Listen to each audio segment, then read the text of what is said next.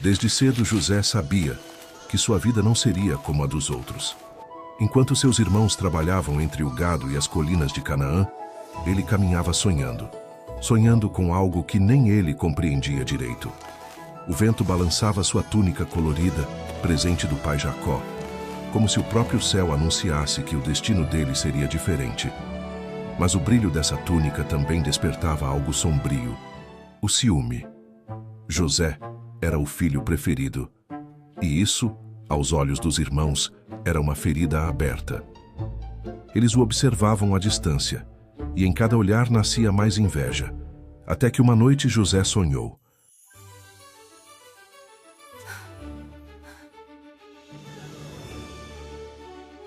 Sonhei que atávamos feixes no campo, e o meu feixe se levantava, e os vossos se inclinavam diante dele. Sonhei também que o sol, a lua e 11 estrelas se curvavam diante de mim. Você quer dizer que um dia vamos nos ajoelhar diante de você, é isso? Você realmente acha que vai mandar em nós? Que sonho é esse que tiveste, José? Por acaso viremos eu, tua mãe e teus irmãos a nos inclinar diante de ti até o chão? José se calou por um instante, mas o brilho em seus olhos permanecia. Ele acreditava. Ele sentia que os sonhos eram reais. Dias depois, seu pai Jacó o chamou. José, vá ver como estão seus irmãos e o rebanho e traga-me notícias. Filho, tenha cuidado no caminho. E José partiu. Caminhou sob o sol ardente, entre campos dourados, sem saber que aquela viagem mudaria o curso da sua vida. O sonhador Mor está chegando. Vamos matá-lo. Mas Rúben, o mais velho, falou: não derramem sangue, lancem-no apenas numa cova. E assim fizeram.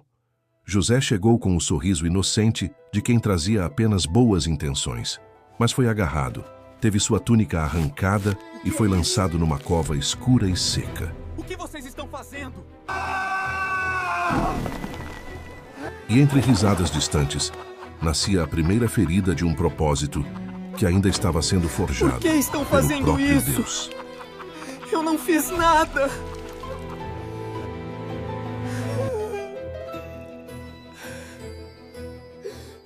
O sol ardia sobre o deserto de Dotã.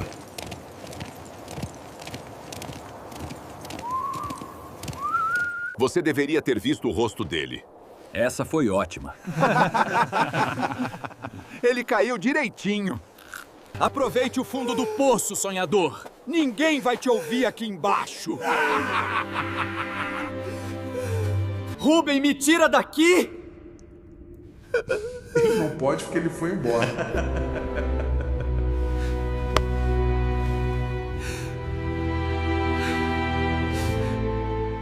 Até que, ao longe, uma caravana se aproximou. Camelos carregados de especiarias, bálsamo e mirra, vindos de Gileade, marchando em direção ao Egito. Judá observou e teve uma ideia sombria. Que ganharemos se o matarmos? Vamos vendê-lo. É nosso irmão, afinal. E assim o destino de José foi trocado por 20 moedas de prata. Mãos estrangeiras o puxaram da cova. Seus olhos, ainda cheios de lágrimas, refletiam o sol e a confusão. Ele não entendia. Por que seus próprios irmãos o traíam? Por que o amor do pai agora era motivo de ódio? Enquanto os mercadores o levavam acorrentado, José olhou para trás uma última vez. Viu seus irmãos ao longe. Alguns viravam o rosto, outros fingiam indiferença. Rúben, ao retornar e não encontrar o jovem na cova, rasgou as vestes e gritou de desespero. O que é que eu vou fazer agora? Mas já era tarde. José desaparecia no horizonte, levado por estrangeiros. Os irmãos mataram um cabrito e tingiram a túnica colorida com sangue. Enviaram-na ao pai, dizendo: achamos isto, reconhece, pai. É a túnica do teu filho? É a túnica do meu filho. Uma fera o devorou. José, meu filho, foi despedaçado.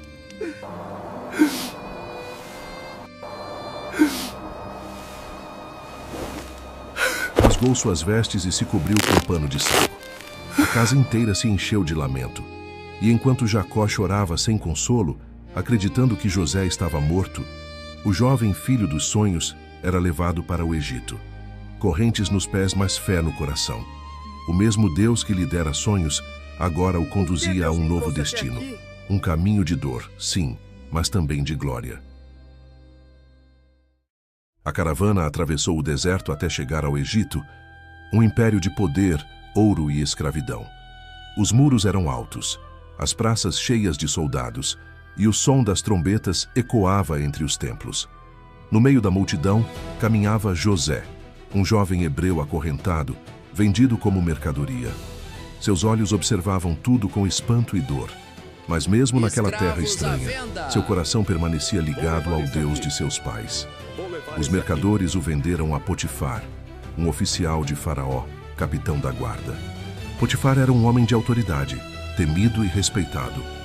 José, ainda ferido pela traição dos irmãos, decidiu servir com o que lhe restava, fé e obediência. E algo começou a mudar. Tudo o que ele tocava prosperava. Os servos notavam. Potifar percebia. O hebreu possuía algo diferente. Uma presença que não vinha deste mundo. Com o tempo, José ganhou a confiança de Potifar. Tornou-se o administrador de toda a sua casa. Nenhum servo era tão fiel, nenhum olhar tão puro. Enquanto o Egito seguia seus rituais e falsos deuses, José permanecia fiel ao Deus invisível. E isso o fazia brilhar. Mas no meio de tanta honra, uma sombra se aproximava. A esposa de Potifar passou a observá-lo. Primeiro, em silêncio. Depois, com desejo. José era belo, íntegro, e o brilho de sua pureza despertava nela uma tentação José, perigosa. venha cá. O que você está fazendo sozinho neste quarto? O Senhor me confiou esta casa, e eu quero ser digno disso. Ela insistiu, várias vezes, mas José resistia todos os dias com a força de quem teme o Eterno. Um dia, quando todos haviam saído, ela se aproximou dele. O silêncio do palácio parecia prender o ar. José, todos saíram. Venha cá. Senhora, o que deseja? Venha mais perto. A noite está apenas começando. Não. Meu Senhor confiou tudo em minhas mãos. Ele só não me deu a senhora. Como poderia eu fazer tamanha maldade e pecar contra Deus? Deita-te comigo.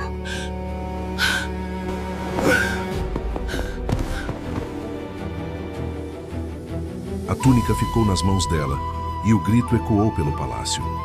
Hebreu, ele tentou me violentar. Os servos correram. Potifar veio furioso e, sem ouvir defesa, lançou José na prisão.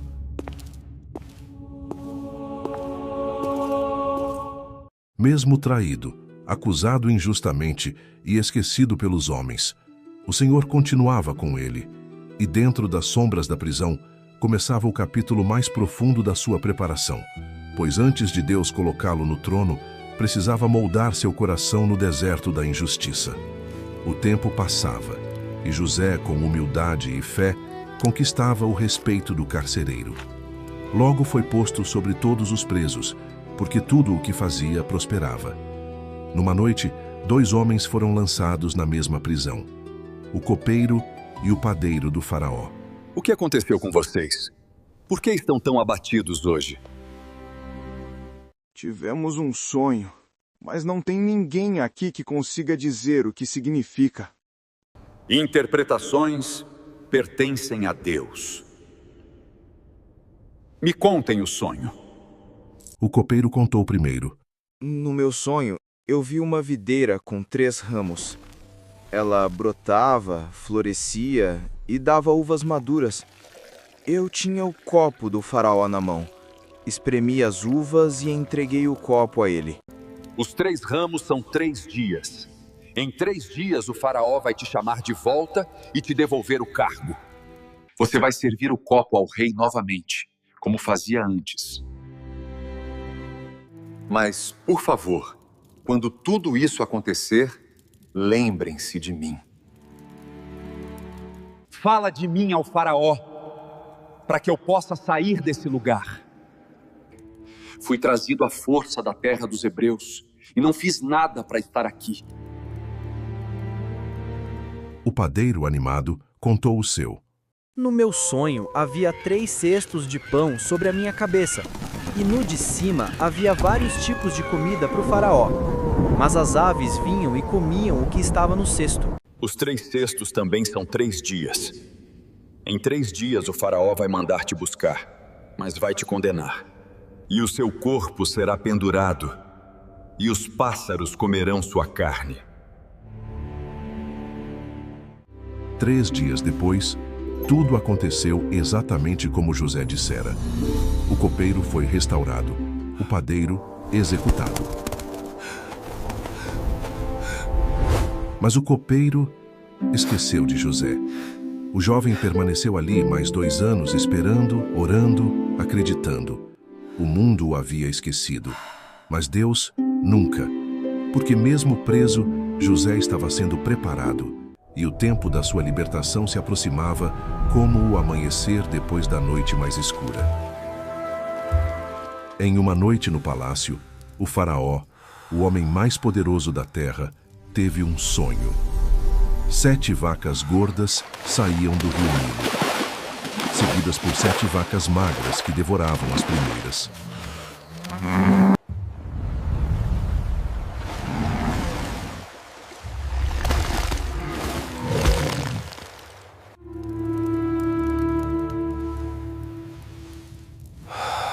Depois, ele sonhou novamente. 7 espigas cheias e boas eram engolidas por 7 espigas queimadas e vazias. Ao despertar, o rei estava perturbado.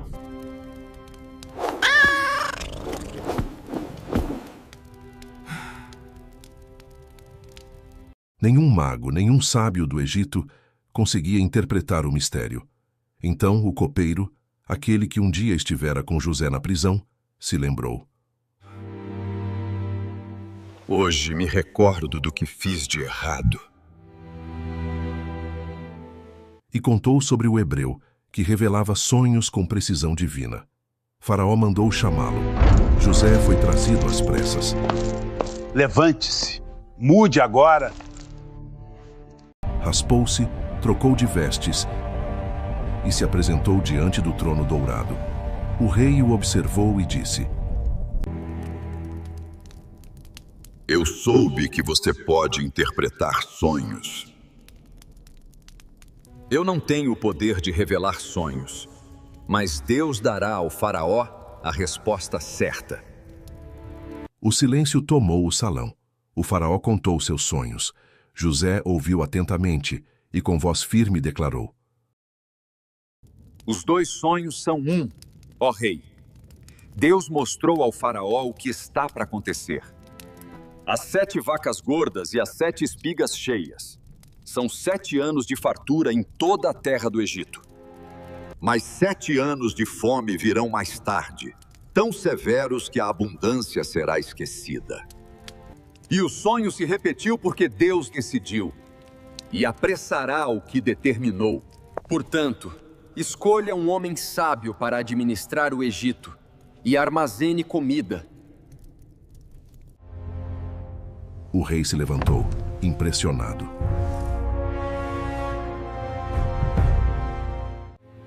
Por acaso encontraríamos alguém como este homem, em quem está o Espírito de Deus? Então, diante de todos, o faraó tirou o anel de seu dedo e o colocou na mão de José. Vestiu-o com linho fino, pôs um colar de ouro em seu pescoço e o fez subir em sua segunda carruagem. As trombetas soaram e as multidões gritaram: Ajoelhai-vos, José é o governador de todo o Egito. E assim, o jovem hebreu que fora vendido como escravo, tornou-se o segundo homem mais poderoso da terra. Eu sou Faraó, Mas, de hoje em diante, sem a sua permissão, ninguém moverá uma mão ou um pé em toda a terra do Egito. Teu nome será Zafenate Paneia, pois Deus fala através de ti e dá vida ao que estava perdido. E Faraó deu a José por esposa a Asenate, filha de Potífera, sacerdote de On.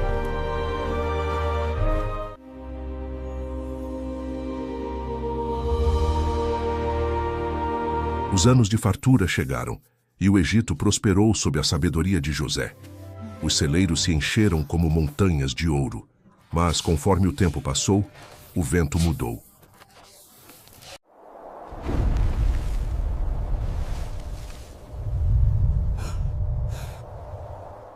A fome começou a se espalhar como sombra sobre as terras. Desde Canaã até as fronteiras do Egito, o povo clamava por alimento. E foi então que Jacó ouviu dizer que havia trigo no Egito. Eu ouvi que há trigo no Egito. Meus filhos, desçam agora, comprem comida para que possamos viver. Quando os irmãos de José chegaram, entraram entre multidões de estrangeiros, rostos cobertos de poeira, passos cansados.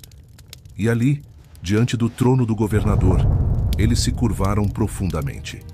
José olhou, e o tempo pareceu parar. Eram eles, os mesmos que um dia o venderam. Seus corações batiam diante de quem agora governava a nação mais poderosa da terra, sem saber quem ele era. O olhar de José se encheu de lembranças. O poço escuro, o desespero, o preço da traição. Mas ele conteve as lágrimas e falou com voz firme através de um intérprete. De onde vindes?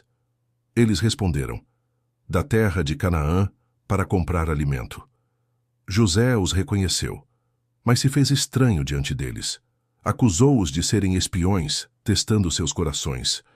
Durante dias observou cada palavra, cada gesto, e quando ouviu que seu pai ainda vivia e que havia um irmão mais novo, Benjamim, o coração de José se abalou. Mandou que o trouxessem. Não, Benjamim não vai. Já perdi José. E se algo acontecer a ele, meu coração não vai suportar outra perda. Pai, se o menino não for, o homem não vai nos ouvir. Eu te dou minha palavra. Eu cuidarei dele como a minha própria vida.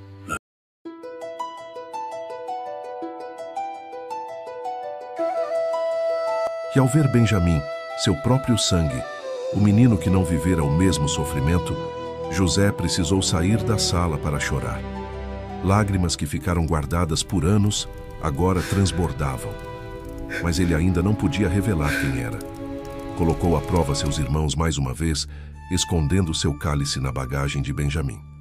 Quando os guardas o encontraram, todos caíram em desespero. Meu senhor, imploro, não tire meu irmão de mim. Leve-me no lugar dele, pois nosso pai não suportaria mais esta dor. E foi ali, naquele gesto de amor, que José não suportou mais. Ele mandou todos saírem, e chorando tão alto que o palácio inteiro ouviu, disse: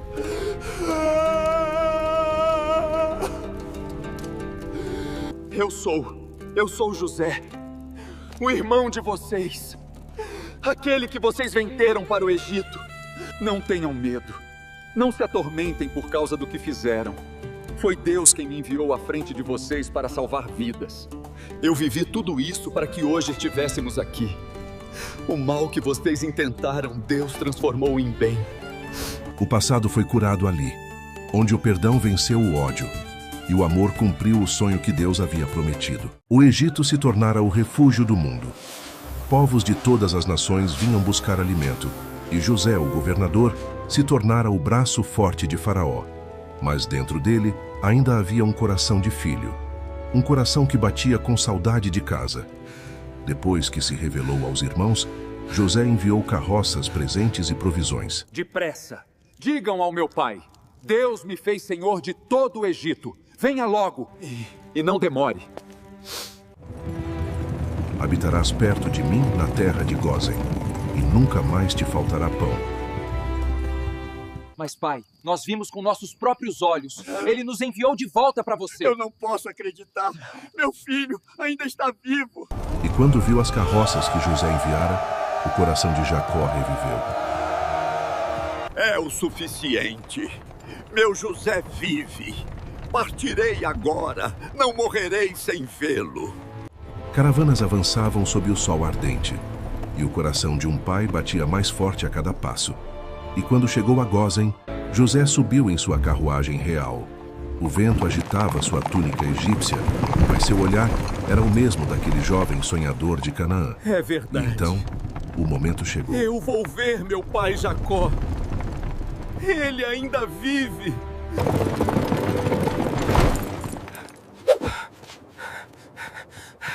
Pai, é você. Meu José. Pensei que nunca mais o veria. Eu não posso acreditar que você está aqui. Deus foi bom para nós, meu filho.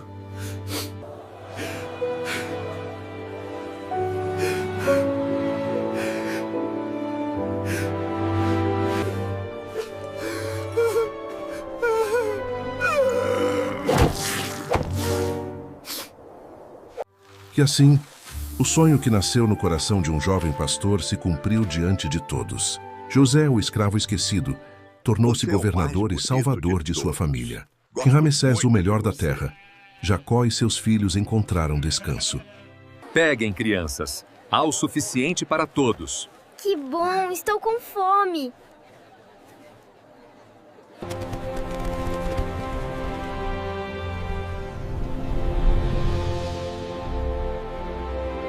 José olhou para o horizonte e sentiu o vento da paz, onde antes havia dor. O menino sonhador agora era um homem guiado por propósito. E assim termina a história de José, aquele que transformou a traição em vitória, o choro em colheita e o deserto em promessa. Porque quando Deus está em uma história, até a dor se torna caminho para o sonho se cumprir.